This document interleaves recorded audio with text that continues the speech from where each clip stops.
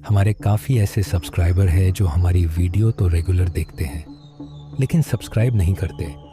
तो अगर आप भी हमारी यूट्यूब फैमिली का हिस्सा बनना चाहते हैं तो सोनी नाइट क्लब को अभी सब्सक्राइब करें और बेल नोटिफिकेशन प्रेस करना भूलना मत।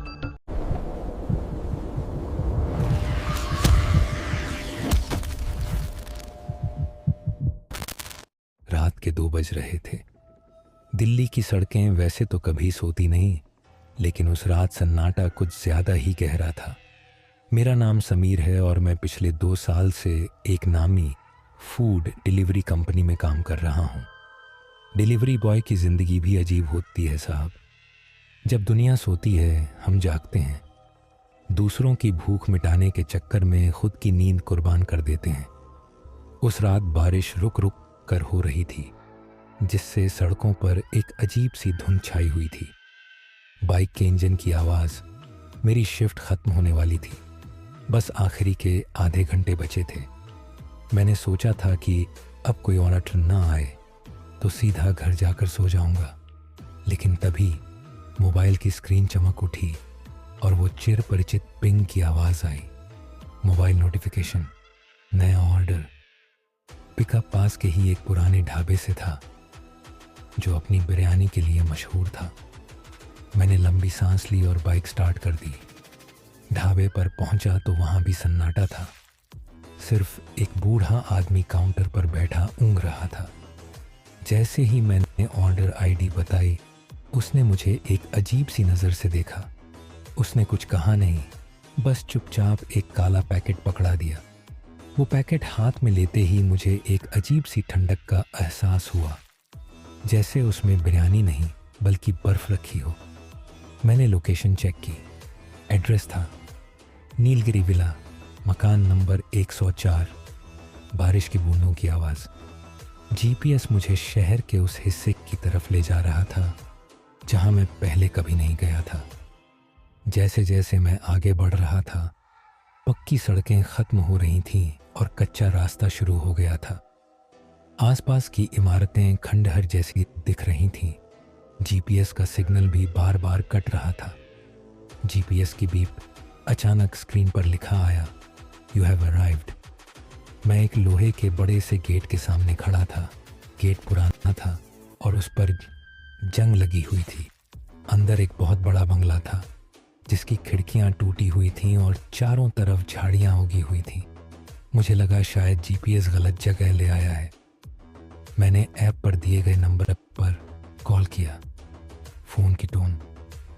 फ़ोन उठा, लेकिन दूसरी तरफ से कोई आवाज़ नहीं आई। सिर्फ भारी सांसों की आवाज़ सुनाई दे रही थी। मैंने कहा, हेलो सर, मैं आपका फूड डिलीवरी पार्टनर बोल रहा हूँ। आप कहाँ हैं? दूसरी तरफ से एक धीमी फटी हुई आवाज़ आई, अंदर आ जाओ, दरवाज़ा खुला है। आवाज़ में एक अजीब सी गूंज सी, जैसे कोई कुएं के अंदर से बोल रहा हो। दरवाज़ा चरमराने की आवाज़। मैंने हिम्मत जुटाई और गेट धकेला। जैसे ही मैं अंदर दाखिल हुआ, मुझे महसूस हुआ कि तापमान अचानक गिर गया है। वहाँ की हवा में मिट्टी और सड़न की बदबू थी। बंगले के अंदर अंधेरा इतना घना था कि मेरी टॉर्च की रोशनी भी उसमें खो रही थी। सर, कोई है? मैंने पुकारा। कदमों की आहट, सीढ़ियों से किसी के उतरने की आवाज़ आई। मैंने टॉर्च घुमाई तो देखा एक छोटा सा बच्चा खड़ा है। उसने फटे पुराने कपड़े पहने थे और उसका चेहरा पीला पड़ा हुआ था। उसने अपना हाथ आगे बढ़ाया और पैकेट की तरफ इशारा किया। मैंने कांपते हाथों से उसे पैकेट थमाया। उसने पैकेट लिया और बिना कुछ कहे मुड़ गया। जैसे ही वो अंधेरे में गायब होने वाला था, मैंने उसे टोकते हुए कहा, बेटा, पेमेंट कैश ऑन डिलीवरी है। वो रुका, लेकिन पीछे नहीं मुड़ा। उसने अपनी जेब से कुछ सिक्के निकाले और बिना देखे ज़मीन पर गिरा दिए। सिक्कों के गिरने की खनक, सिक्के गिरने की आवाज़ बहुत भारी थी। मैंने नीचे झुककर सिक्के उठाए। वो सिक्के नहीं थे, बल्कि पीतल के पुराने बटन थे जिन पर खून के धब्बे लगे थे। मेरा दिल जोर से धड़कने लगा, तेज धड़कन की आवाज़। मैंने पीछे मुड़कर देखा तो वो बच्चा गायब था। तभी ऊपर की मंजिल से जोर जोर से हंसने की आवाज़ें आने लगीं। ऐसा लग रहा था जैसे वहाँ कोई पार्टी चल रही हो। बर्तनों के टकराने की आवाज़, बातें करने का शोर और फिर अचानक एक चीख, एक डरावनी चीख। मैं बिना पीछे देखे अपनी बाइक की तरफ भागा। बाइक स्टार्ट नहीं हो रही थी। ऐसा लग रहा था जैसे कोई पीछे से उसे पकड़ कर खींच रहा हो। मैंने पूरी ताकत लगाई और जैसे ही इंजन स्टार्ट हुआ, मैं वहाँ से हवा की रफ्तार से निकल गया। बाइक के तेज़ होने की आवाज़। मैं तब तक नहीं रुका जब तक मैं शहर की मुख्य सड़क की लाइटों के नीचे नहीं पहुँच गया। मैंने चैन की सांस ली और अपने हाथ देखे। वो पीतल के बटन अब भी मेरी जेब में थे। मैंने मोबाइल निकाला ताकि ऑर्डर डिलीवर्ड मार्क कर सकूं। लेकिन जैसे ही मैंने ऐप खोला, मेरे होश उड़ गए। ऐप पर कोई पिछला ऑर्डर हिस्ट्री में था ही नहीं। वहाँ लिखा था, नो ऑर्डर्स कंप्लीटेड टुडे। मैं अगले दिन उसी ढाबे पर गया जहाँ से मैंने खाना उठाया था। वहाँ वही बूढ़ा आदमी बैठा था। मैंने उससे पूछा, कल रात जो नीलगिरी विला का ऑर्डर था वो किसने दिया था? बूढ़ा आदमी पीला पड़ गया। उसने कांपते हाथों से अपनी चाय का कप रखा और बोला, बेटा, नीलगिरी विला तो 20 साल पहले एक हादसे में जलकर राख हो गया था। वहाँ रहने वाले एक छोटे बच्चे और उसके परिवार की उसी रात मौत हो गई थी। तब से हर साल उसी तारीख को जब बारिश होती है, कोई ना कोई डिलीवरी बॉय वहाँ खाना लेकर जाता है, और जो वहाँ जाता है वो कभी वापस वैसा नहीं रहता जैसा वो था। हवा की सरसराहट। उसकी बात सुनकर मेरी रीढ़ में एक सिरन दौड़ गई। मैंने अपनी जेब में हाथ डाला तो वो पीतल के बटन गायब थे। वहाँ सिर्फ राख बची थी। उस रात के बाद से मैं कभी रात की शिफ्ट में काम नहीं करता, लेकिन कभी कभी जब बाहर बारिश होती है, मेरे फ़ोन पर एक अनजान नंबर से नोटिफिकेशन आता है। मोबाइल की हल्की पिंग। जब मैं उसे खोलता हूँ तो स्क्रीन पर सिर्फ एक ही एड्रेस लिखा होता है, नीलगिरी विला, मकान नंबर 104। दूर से आती एक धीमी हंसी। अब भी जब मैं आईने में देखता हूँ तो मुझे अपनी आंखों के पीछे वही पीला चेहरा और वो पीतल के बटन याद आते हैं। कुछ कहानियाँ ख़त्म नहीं होती, वो बस अगले शिकार का इंतज़ार करती हैं। क्या आप भी रात में अकेले खाना ऑर्डर करते हैं? अगली बार जब आपका फ़ोन बजे तो एक बार एड्रेस ज़रूर चेक कर लेना। शायद वो आपके लिए नहीं, किसी और के लिए बुलाया गया हो। उस रात के बाद मुझे लगा था कि सब खत्म हो गया है। मैंने डिलीवरी का काम छोड़ दिया। अपना पुराना फ़ोन सिम कार्ड के साथ नाले में फेंक दिया और अपने गांव वापस चला गया। मुझे लगा कि मिट्टी की सोंधी खुशबू और अपनों के साथ रहने से वो खौफनाक यादें धुंधली पड़ जाएंगी। लेकिन डर कोई लिबास नहीं है जिसे उतार कर फेंक दिया जाए। वो तो एक साया है जो आपके साथ साथ चलता है। गांव में भी जब आधी रात को सन्नाटा होता और दूर कहीं कोई कुत्ता रोता, तो मुझे अपनी बंद आंखों के पीछे वही काला पैकेट और वो जलती हुई आंखों वाला बच्चा दिखाई देता। कुत्ते के रोने की आवाज़। सबसे अजीब बात तब हुई जब एक सुबह मैं सोकर उठा और देखा कि मेरे तकिए के बगल में वही पुराना पीतल का बटन रखा है जिस पर खून का सूखा हुआ धब्बा था। मेरी चीख निकल गई। मैंने तो उसे फेंक दिया था, फिर वो यहाँ कैसे आया? शहर वापस आना मेरी मजबूरी थी क्योंकि गांव में काम नहीं था और कर्जा बढ़ रहा था। मैंने सोचा कि इस बार मैं कोई और काम करूँगा। किसी मॉल में सिक्योरिटी गार्ड बन जाऊँगा या किसी दुकान पर बैठूँगा। लेकिन किस्मत को कुछ और ही मंजूर था। मैं जिस नए कमरे में रहने गया, वहाँ मेरा रूममेट राहुल भी एक फूड डिलीवरी ऐप में काम करता था। एक रात राहुल काम से लौटा तो उसका चेहरा सफ़ेद पड़ा था। उसने अपनी बाइक की चाबी मेज़ पर पटकी और बिना कुछ कहे पानी पीने लगा। उसके हाथ कांप रहे थे। मैंने पूछा, क्या हुआ राहुल, सब ठीक तो है? उसने मेरी तरफ देखा और उसकी आंखों में वही खौफ था जो मैंने उस रात महसूस किया था। पानी पीने की आवाज़। उसने धीमी आवाज़ में कहा, समीर, आज एक अजीब एड्रेस से ऑर्डर आया था, नीलगिरी विला, वहाँ कोई बंगला नहीं है, सिर्फ एक जला हुआ खंडहर है। फिर भी वहाँ से कोई मुझे पुकार रहा था। मेरा कलेजा मुंह को आ गया। वो सिलसिला रुका नहीं था, वो बस किसी नए शिकार की तलाश में था। मैंने राहुल को सब बताया, लेकिन उसने यकीन नहीं किया। उसने कहा कि शायद उसका वहम होगा। पर अगले ही दिन राहुल लापता हो गया। उसका फ़ोन स्विच ऑफ था और उसकी बाइक उसी ढाबे के बाहर लावारिस मिली जहां से मैंने वो आखिरी ऑनर ताया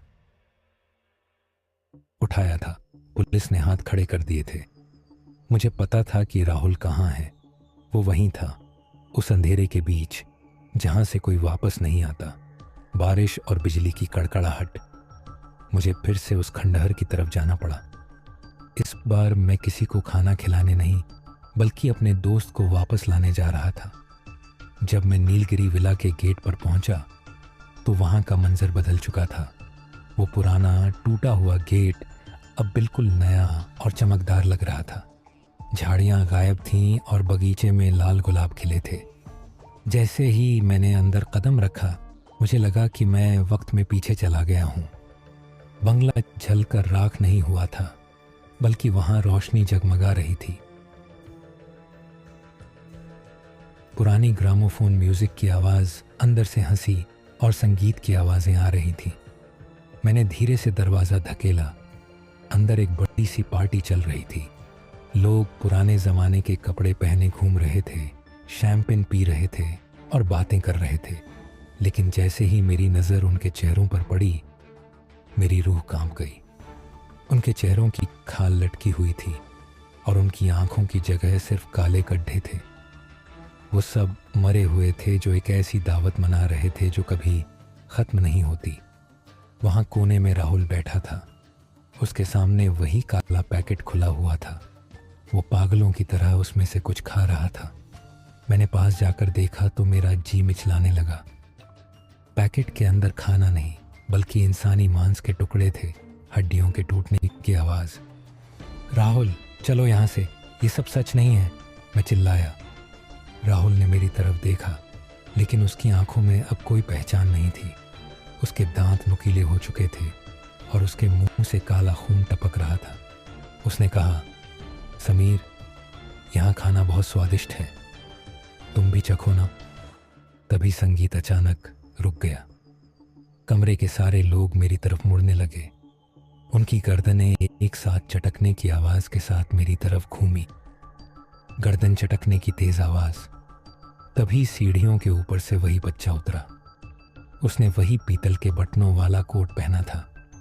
उसने मुस्कुराते हुए कहा, हमें डिलीवरी बॉय की ज़रूरत नहीं थी, हमें तो नए मेहमान चाहिए थे। जो एक बार यहाँ का खाना चख लेता है, वो यहीं का होकर रह जाता है। मुझे समझ आ गया कि ये कोई साधारण भूतिया घर नहीं था। ये एक नरक का दरवाज़ा था जो हर साल एक नए इंसान को निगल जाता था। मैं वहाँ से भागने की कोशिश करने लगा, लेकिन दरवाज़ा गायब हो चुका था। दीवारें धीरे धीरे सिकुड़ने लगी थीं और वहाँ की हवा में जलने की बदबू फिर से आने लगी थी। अचानक मुझे याद आया कि वो ढाबे वाला बूढ़ा आदमी क्या कहता था, सच्ची कहानी वही है जो ख़त्म ना हो। मैंने अपनी जेब में हाथ डाला। वहाँ वही राख वाला बटन था। मैंने उसे पूरी ताकत से ज़मीन पर दे मारा। एक ज़ोरदार धमाका हुआ और पूरा बंगला धुएं में बदल गया। धमाके और कांच टूटने की आवाज़। जब मेरी आंख खुली तो मैं उसी जंग लगे गेट के बाहर गिरा हुआ था। सुबह हो चुकी थी। राहुल का कहीं पता नहीं था, सिर्फ उसकी डिलीवरी बैग की पट्टी वहाँ पड़ी थी। मैं वहाँ से भागा और कभी पीछे मुड़कर नहीं देखा। लोग कहते हैं कि राहुल भाग गया, लेकिन मुझे पता है कि वो आज भी उस बंगले की दावत में बैठा है। आज भी जब मैं सड़क पर किसी डिलीवरी बॉय को तेज़ बाइक चलाते देखता हूँ तो मेरा मन करता है कि उसे रोककर पूछूं, भाई एड्रेस क्या है? क्योंकि उस कंपनी का मालिक कोई इंसान नहीं है। वो ऐप तो सिर्फ एक जाल है उन रूहों के लिए जिन्हें ताज़ा यादों और जिंदा धड़कनों की भूख है। दूर से आती एम्बुलेंस की सायरन। आज रात जब आप अपना फ़ोन उठाएं और कोई ऑर्डर करें तो ध्यान रखिएगा, अगर आपका डिलीवरी पार्टनर ज़रूरत से ज़्यादा ठंडा महसूस हो या उसके कोट पर पीतल के पुराने बटन हो तो खाना मत खाइएगा, क्योंकि हो सकता है उस पैकेट के अंदर आपकी ही अगली सुबह की खुशियाँ बंद हों। राहुल को खोने के बाद मेरी ज़िंदगी एक जिंदा लाश की तरह हो गई थी। हर रात वही सपना आता, धुएं से भरा कमरा, खून से सने पीतल के बटन और राहुल का वो डरावना चेहरा। पुलिस ने राहुल की फाइल लापता कैटेगरी में डालकर बंद कर दी थी, लेकिन मुझे चैन नहीं था। मुझे लग रहा था कि उस ढाबे वाले बूढ़े का इस सब से कोई गहरा ताल्लुक है। वो बूढ़ा सिर्फ एक चश्मदीद नहीं था, वो उस खौफनाक खेल का हिस्सा था। एक रात मैंने हिम्मत जुटाई और तय किया कि आज मैं उस ढाबे की सच्चाई जानकर ही रहूँगा। उस रात बारिश नहीं हो रही थी, लेकिन कोहरा इतना घना था कि 2 हाथ दूर का भी कुछ नज़र नहीं आ रहा था। सड़क पर सन्नाटा। मैं उसी ढाबे पर पहुंचा। दूर से देखने पर ढाबे की चिमनी से काला धुआं निकल रहा था, लेकिन वहाँ बिरयानी की खुशबू नहीं, बल्कि कुछ जलने की तीखी गंध आ रही थी। अंदर गया तो देखा कि काउंटर खाली था। मैंने चुपके से पीछे की तरफ जाने वाले दरवाजे को धक्का दिया। वहाँ एक पुराना स्टोर रूम था जहाँ राशन रखा जाता था। जैसे जैसे मैं आगे बढ़ा, फर्श पर चिपचिपाहट महसूस होने लगी। जूतों की चपचप आवाज़। टॉर्च जलाकर देखा तो फर्श पर काला गाढ़ा खून फैला हुआ था, जो सीधे बड़े चूल्हों की तरफ जा रहा था। वहाँ दीवारों पर सैकड़ों फोटो लगी हुई थी। वो सब उन डिलीवरी बॉयज़ की थीं जो पिछले 20 सालों में लापता हुए थे। उनमें सबसे ताज़ा फ़ोटो राहुल की थी। मेरी रूह कांप गई जब मैंने देखा कि हर फोटो के नीचे एक तारीख और एक एड्रेस लिखा था, नीलगिरी विला। तभी अंधेरे से उस बूढ़े की खंखारती हुई आवाज़ आई, बूढ़े के खांसने की आवाज़। ढूंढ लिया तुमने, बहुत जल्दी यहाँ आ गए समीर। मैंने मुड़कर देखा। वो बूढ़ा एक बड़े से कढ़ाई के पास खड़ा था जिसमें कुछ उबल रहा था। उसकी आंखों में वो लाचारी नहीं थी, बल्कि एक शैतानी चमक थी। उसने बताया कि नीलगिरी विला में मरने वाला वो बच्चा उसका अपना पोता था। उस आग में उसका पूरा खानदान ख़त्म हो गया था, लेकिन वो बच गया था। उसने मौत से एक सौदा किया था। अगर वो हर साल उस बच्चे की आत्मा को ताज़ा रूहें खिलाता रहेगा तो उसका परिवार उस आभासी दुनिया में जिंदा रहेगा। वो ढाबा असल में एक बलि की वेदी थी। जो काला पैकेट वो देता था उसमें खाना नहीं, बल्कि अगले शिकार की किस्मत होती थी। तुम उस रात बच गए क्योंकि तुमने बटन फेंक दिए थे समीर, लेकिन सौदा अधूरा नहीं रहता। उसने एक बड़े चापड़ को पत्थर पर घिसते हुए कहा। धातु घिसने की तेज आवाज़। अचानक चूल्हे की आग नीली हो गई और पूरे कमरे में वही बर्फीली ठंडक छा गई। दीवार पर लगी राहुल की फोटो में हलचल हुई और उसकी परछाई दीवार से बाहर निकलने लगी। वो बच्चा और राहुल अब उस बूढ़े के पीछे खड़े थे। बूढ़े ने चिल्लाकर कहा, आज की दावत तुम हो। मैं पीछे भागा, लेकिन स्टोर रूम का दरवाज़ा अपने आप बंद हो गया। दरवाज़ा ज़ोर से टकराया। तभी मुझे एहसास हुआ कि मेरे पास भी वही बटन वाली ताकत हो सकती है। मैंने अपनी जेब में हाथ डाला, वहाँ कुछ नहीं था। लेकिन तभी मुझे राहुल की वो पट्टी याद आई जो मुझे गेट के बाहर मिली थी। मैंने उसे ज़ोर से पकड़ा। जैसे ही राहुल की रूह मेरे करीब आई, उसे उस पट्टी की गंध आई। उसकी आंखों में एक पल के लिए इंसानी दर्द झलका। उसने मेरा हाथ पकड़ा और मुझे ज़ोर से दीवार की तरफ धक्का दिया। वो दीवार ईंटों की नहीं, बल्कि एक काले साए जैसी थी। जैसे ही मैं उससे टकराया, मैं ढाबे के बाहर सड़क पर गिरा।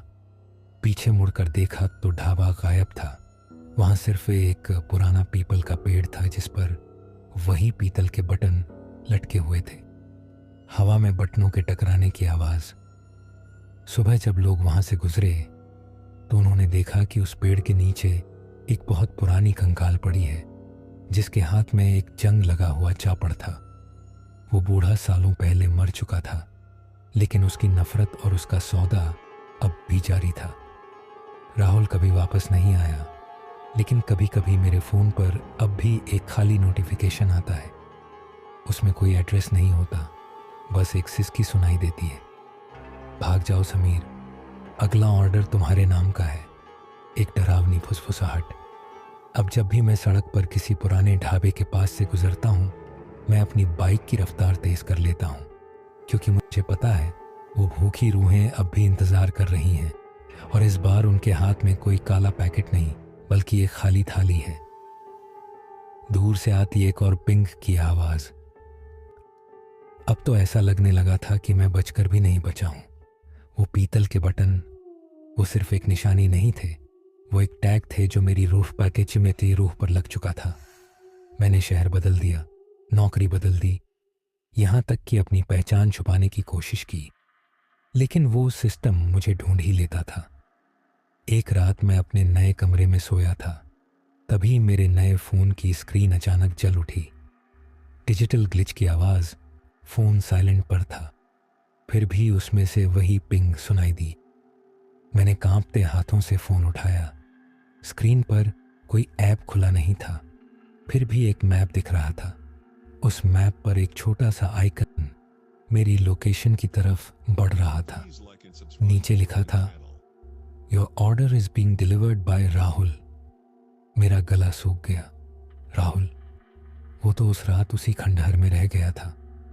मैंने सोचा शायद ये कोई भद्दा मजाक है, लेकिन तभी सीढ़ियों पर किसी के चढ़ने की आवाज़ आई। वो आवाज़ भारी थी, जैसे कोई अपना पैर घसीट कर चल रहा हो। पैर घसीटने की आवाज़।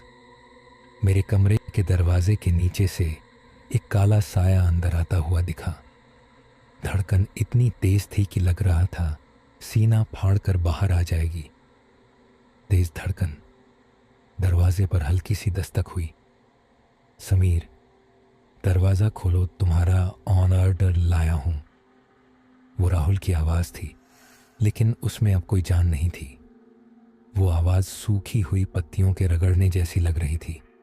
मैंने दरवाज़ा नहीं खोला। मैं कोने में दुबक कर बैठ गया और हनुमान चालीसा पढ़ने लगा, लेकिन आवाज़ बंद नहीं हुई।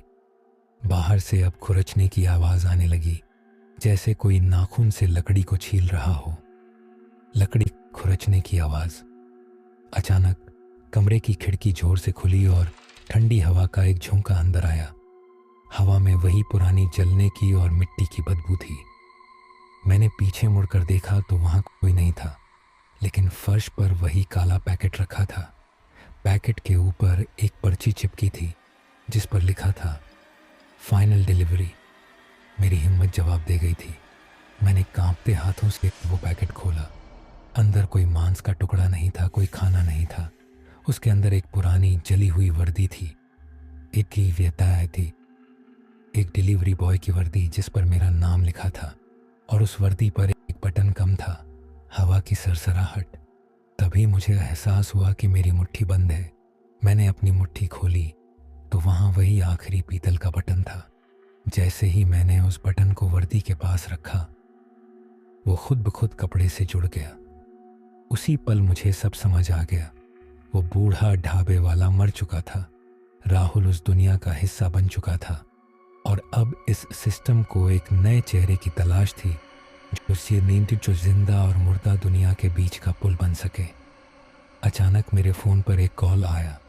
अनजान नंबर था। मैंने रिसीव किया तो दूसरी तरफ से एक ग्राहक की आवाज़ आई, भैया, मेरा ऑर्डर बहुत लेट हो गया है।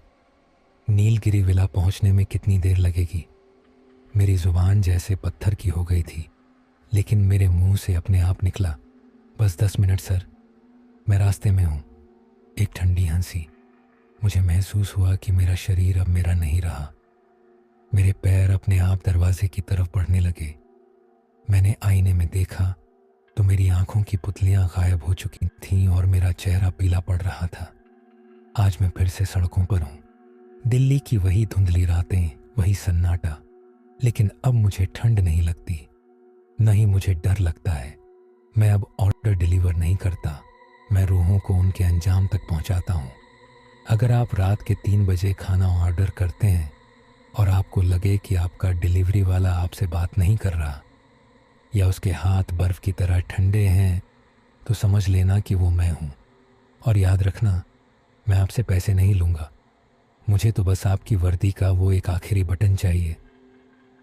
सिक्के गिरने की आवाज़।